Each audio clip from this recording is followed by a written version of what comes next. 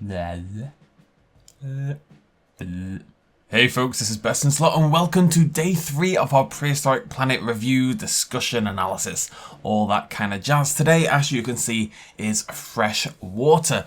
Maybe my least favourite of the 3 episodes so far, it must be said. I will discuss why as we go through. That's not to say it isn't a remarkable piece of paleo documentary work, but I didn't quite enjoy it as much as the other 2. I'm seeing a lot of different opinions on that though, so I think a lot of it is just based on, you know, your favourite dinosaurs, your favourite creatures, what kind of takes you like, blah blah blah blah, so I wouldn't worry about that too much. It just for me didn't hit quite as hard. Let's get started. So we begin in the canyons of somewhere. It's never actually directly mentioned where. I'm assuming it's in Asia, and we open up with yet more pterosaurs. Now these aren't named by name, and that's actually one of the issues I have with this episode. There's quite a few species that are never actually directly mentioned by what the actual species is. They're just called pterosaurs or other things. But anyways, we've got our pterosaurs here, all residing on these magnificent cliffs, and there's some beautiful shots. You know, there's tons of them swarming around these huge cliff faces. The pterosaurs are once again quite a big focus in this episode, which again is probably I love the pterosaurs. They've had some of the best scenes, but I feel like there's quite a lot of prehistoric life that maybe isn't being explored. It's fantastic that this isn't just a wholly dinosaur-focused series, because that would have been all too easy to do. But there is other prehistoric life out there at the same time that I feel is being neglected a little bit because we've got so much pterosaur material, if that makes sense. I'm really not trying to be a downer or anything. It's still a fantastic show, but that's just how it felt at the time. But this, I will say, as much as this is yet another pterosaur section, it was fantastic because it's not just these pterosaurs flitting around, it's all these beautiful dramatic shots and it's lovely to see. But the exciting bit is this lovely little lass over here. So the Velociraptors have returned again, which is really cool to see the same dinosaurs coming back for several episodes. We'll see more of that later on. And again, she looks fantastic. It is confirmed this is the female. We're going to see some of that sexual dimorphism in just a moment. But actually the uncovered episode for this episode, the Freshwater Uncovered, you know, the little scientific bit, is all about the raptors and about their featherage coverage. Because, you know, at the end of the day, raptors for a lot of people is still the Jurassic Park version. So they feel the need to go into, did Velociraptor actually have feathers, and why would Velociraptor have feathers, which we'll dig into in just a moment. But she looks absolutely fantastic. She's easily the best raptor put to paleo media, put to media in general. But there's a lovely dramatic introduction for the raptor. Attenborough says, few land-living hunters venture here, but one does, and then you see the claws come in again. It's always very dramatic, you know.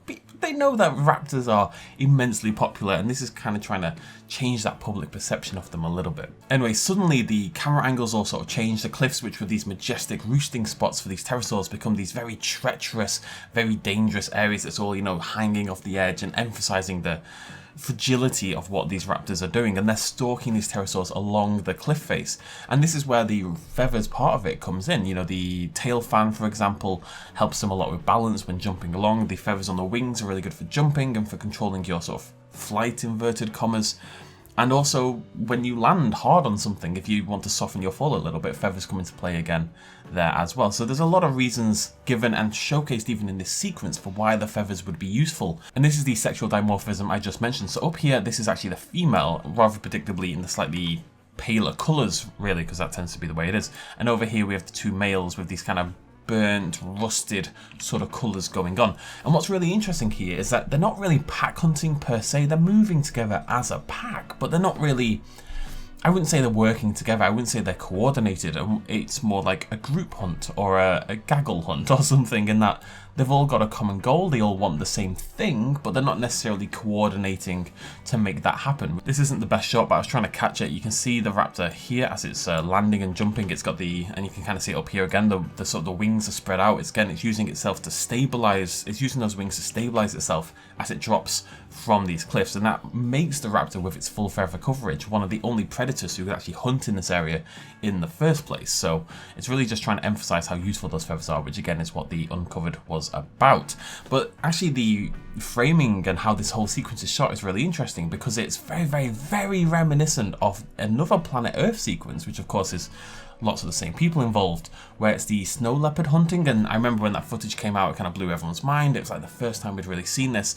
And the raptor footage has very, very similar shots, very, very similar aesthetics as the raptors make their way down and across these cliffs. I love this shot so much. Again, just it flits so easily from this majestic moment to seeing these raptors stalking these pterosaurs. Just see it there, the camera shifts down to focus on it.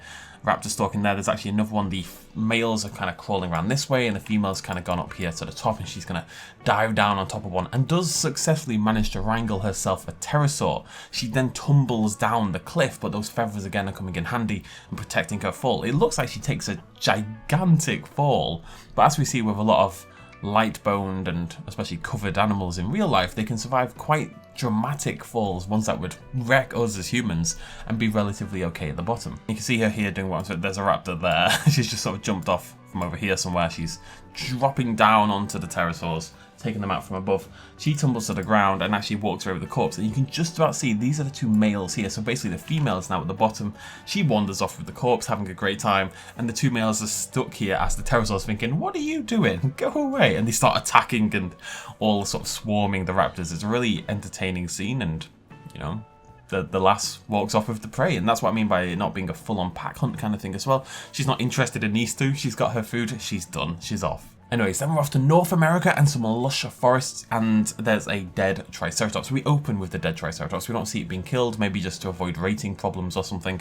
But the framing here, the shots, the direction is spectacular. It's full-on horror film for very, very good reasons. So you can see here, first we sweep by, and it's got what's clearly a real model of some description of the dead Triceratops. You just see this kind of tail section covered in blood, and then we see the leaves dripping with blood. We also see the eye dead with a fly landing on it. Lots of horror film tropes, and also a little bit of the Lost World Jurassic Park in there in terms of the sort of vibe, I would suggest. Anyways, we've got our Rex. The Rex has just completed a hunt, as I say, and he ends up digging his, he's an old male, he's scarred. We'll see he's actually got so we see he's covered in scars, but you can also see that the tip of his tail has been chopped off at some point by something during one of his hunts. He's an apex elderly predator who's been around knocking out giant armored herbivores for a really long time. He's got massive gouges on his legs. It's been a ferocious fight. The point is, he's a top predator and a hunter,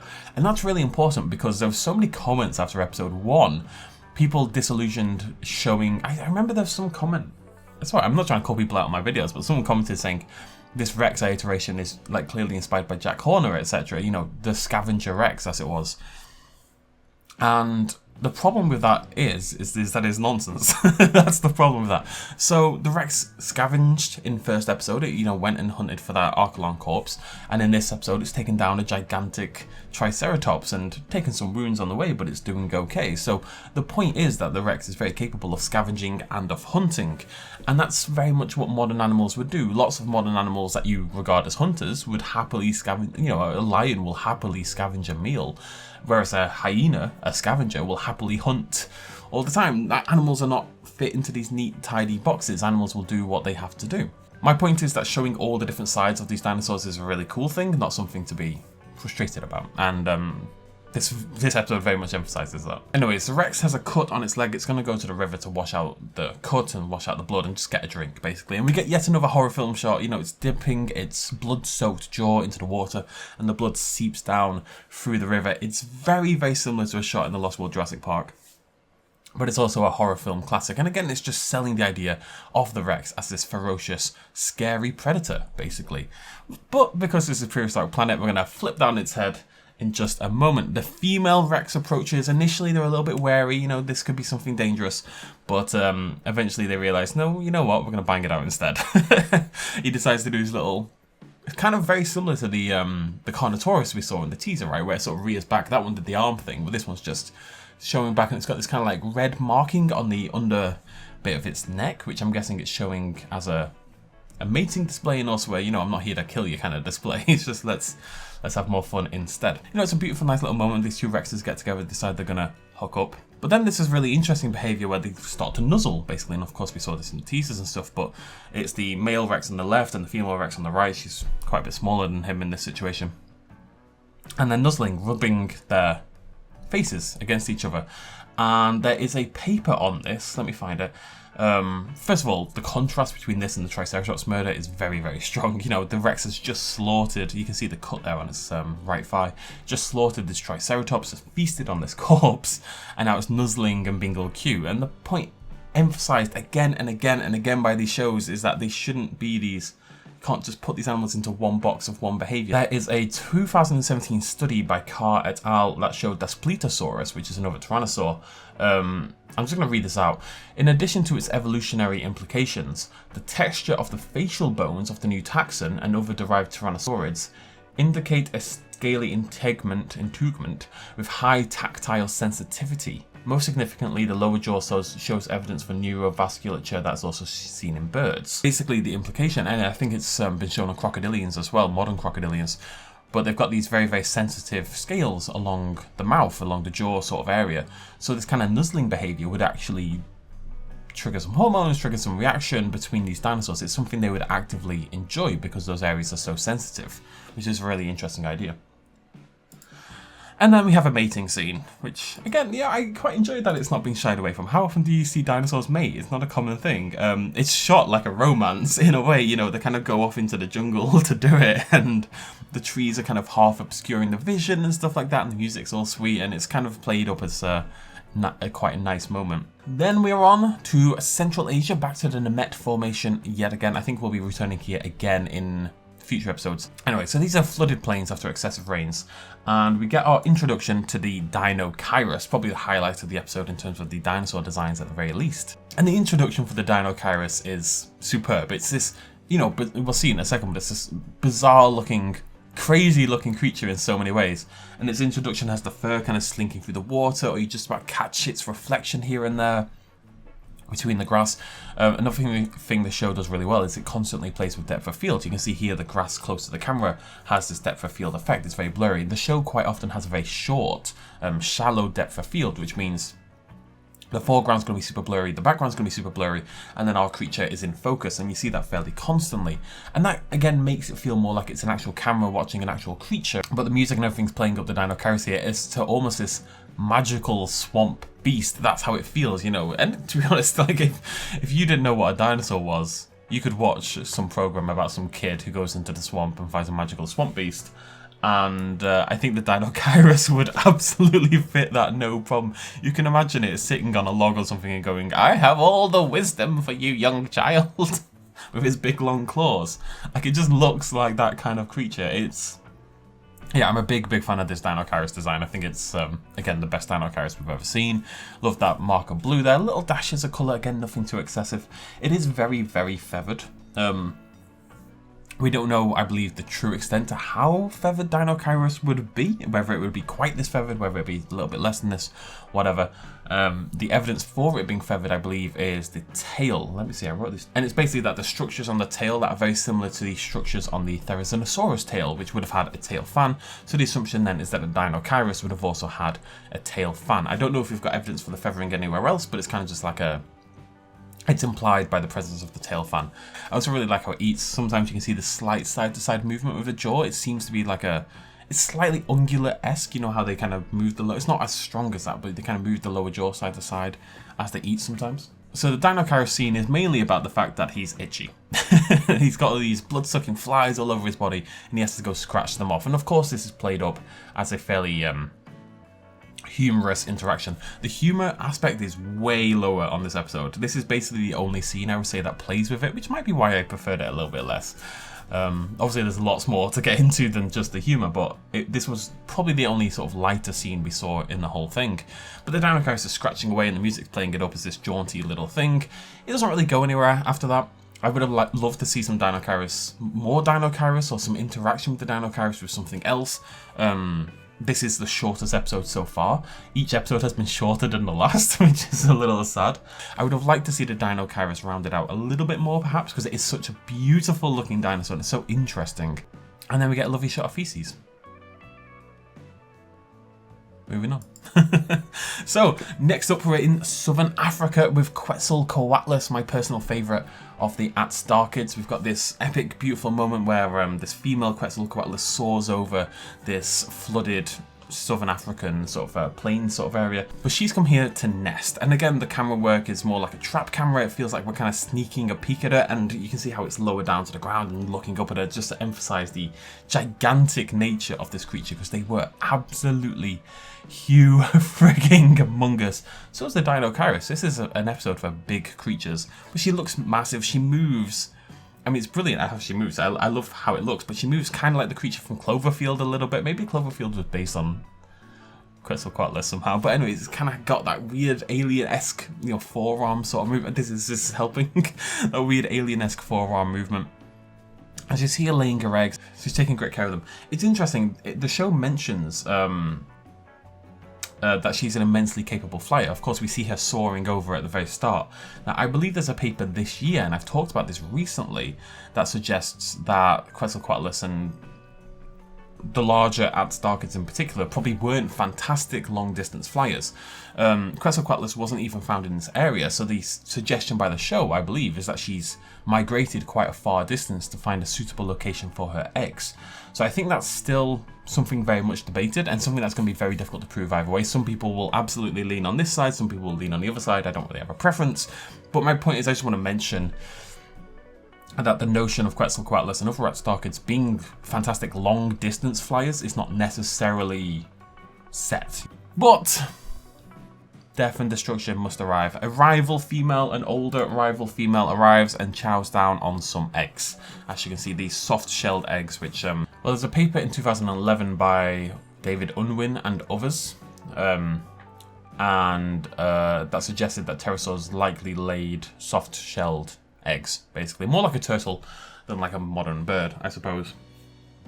Anyways, so she's chowing down on that, and it's really interesting again how this is shot, because she looks essentially identical to the other female. She's a little bit darker in coloration, she's a little bit more haggard because she's older, but she's essentially the same model because they're both adult female Quetzalcoatluses. But because of how she's shot in comparison, she feels terrifying, she feels like a threat, she feels dangerous. Anyways, the other mother comes back, they fight, they snap at each other. It's kind of brutal, actually. Really interesting noise effects from the Quetzalcoatlus as well. Again, these guttural, I use the word guttural a lot for these situations, but these guttural, throaty sort of bellow noises. And she scares away the one who ate her babies, but unfortunately many of the babies were killed. There's only 3 eggs left, and there's this really tender moment where the mother kind of peels back the landscape to reveal her surviving eggs, and it zooms in on her face. And again, it's kind of like with Hank in the first episode, where they can't visibly show emotion. The eyes don't move, there's no tears, there's no or anything, but you just feel this, again, this sense of loss permeating through the screen. Because we attach narratives and we attach personality to these creatures, and we kind of, she's very gently uncovering her eggs. She clearly cares deeply for these creatures, for these babies. You know, she's guarding them for weeks and weeks at a time. She's a caring, attentive mother, which again, I think is really important to emphasize, because for too long, I mean, I think people are getting away from it now, but for a long, long time, of course, people saw dinosaurs as scaly, ferocious monsters and very little else, even though the raptors in Jurassic Park 3 were very caring mothers. Anyways, but she's clearly so dedicated to them and clearly desperate to protect them, and you just feel that loss and that sadness, and it's sad. But we must move on to near the end now. This is our, I would always call it a Masiacosaurus, but I've recalled it Mashacosaurus, which is probably correct more than me. I don't know where this was. Oh, but yeah, it was in Madagascar. Never mind, ignore me. The water's thinning out, there's crabs everywhere, and Mashacosaurus is perfectly designed to hunt crabs. It's interesting that this is a fully lipped version. I'm not saying that's wrong or anything, I'm not saying that's even speculative, but Mashacosaurus, often when you see it, it's a really interesting dinosaur because the teeth at the front of the lower jaw aren't uppy teeth, they like jut forward in a really weird way, like that, which makes it perfect for like cracking crab shells and things like that. And most iterations I see of Mashacosaurus, I really like the eye sort of effect here.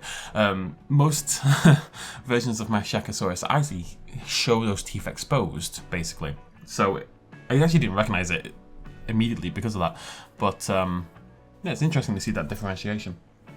Also a little bit of feathering. I don't believe there's feathering evidenced in these dinosaurs, or even in directly related dinosaurs per se, but I think more and more where people are reaching the idea that maybe tons of dinosaurs were feathered, you know, that maybe, even if, you know, this is quite a light covering, it's fairly all the way down. You can see it sort of starts here and goes all the way down here, but it's light, it's thin, light feathering. It's not, you know, it's not like a Deinocheirus or anything like that. But I think there's more and more this suggestion that quite a lot of dinosaurs we wouldn't associate with being feathered maybe had a light covering of some description. And the babies are here, and the babies are adorable. They're not quite ready to hunt yet. You know, they're being fed by their mother. They are absolutely adorable. The most dramatic scene of the episode, Bufo emerges. You don't see it at all, and then it emerges from the waterways, wraps its tongue around the Meshacosaurus, heaves it into its mouth, and swallows it whole. It's terrifying. And then it like retreats back into the water like some terrifying swamp monster. I've got to say, the model for the Bielsa looks fantastic. It looks really, really good. And in motion, this is a hard thing to pause and show because it's very, very quick grab kind of thing. And but in motion, it looks absolutely fantastic. I love the patterning it's got going on. It's very similar to the Bosboldia from the last episode, actually. That kind of red to yellow gradient with the kind of black crackling effect along it. But look at how the tongue kind of, it's like very muscular, obviously. It's kind of like going, it's able to control individual portions. I can't do that, for example. Wait, let me try. It's very dramatic, very sad as well. There's a lot of, we're back to the dead babies in this video, but yeah, either way.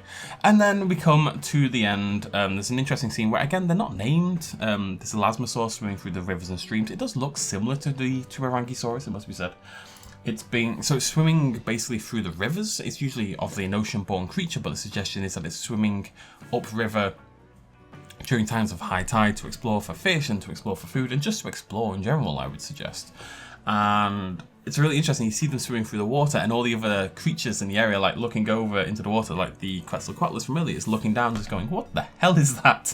One of the animals watching them is this sauropod here. Now, if this is Madagascar, which I believe it is, because it didn't mention we'd moved and Meshacosaurus is in Madagascar, then maybe this is Rapatosaurus, but I don't know for sure. Again, this is another creature that isn't mentioned by species name. Maybe it's just an indeterminate one, maybe it's one not one that has been named. But yeah, we finish in this beautiful bit. They go out into the ocean, and the sediment from the rivers there and the ocean water's there, and eventually it'll mix, but initially it's just kind of clashing and making these beautiful patterns and beautiful colours. The water effects here are the worst they've ever been, it must be said. The water itself is fine because it's, you know, real, but here we see the Elasmosaurus swimming around, hunting this beautiful gaggle of fish, this shoal of fish, gaggle, I love the word gaggle, hunting this shoal of fish, prime feeding area, but quite often they're coming to the surface and you can see the effects here and it doesn't look good. I've got to say, this was the worst CGI in the entire show so far. I'm not going to say that's a big deal, but because I'm being so positive and I love the show so much, I do have to mention where I think things are a little bit ropey. But as I've said before, above water CGI effects are really difficult to do, so, you know, it's not like a big deal or anything.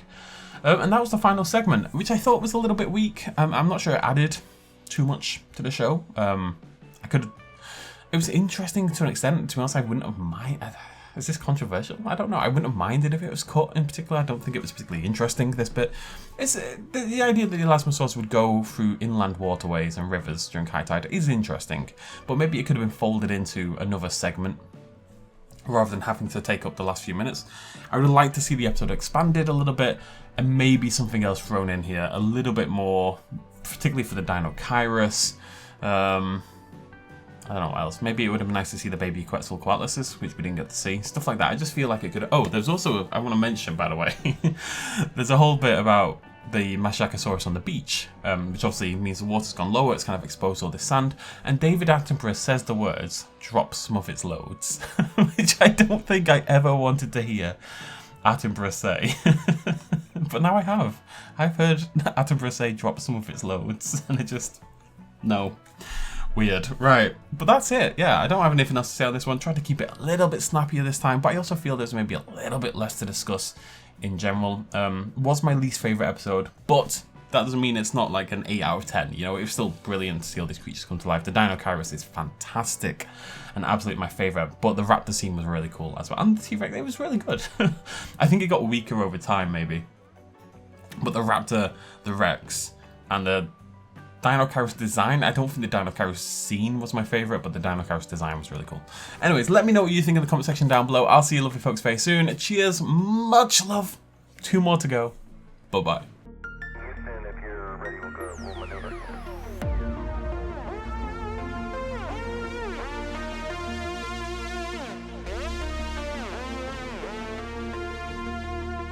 Reaching out.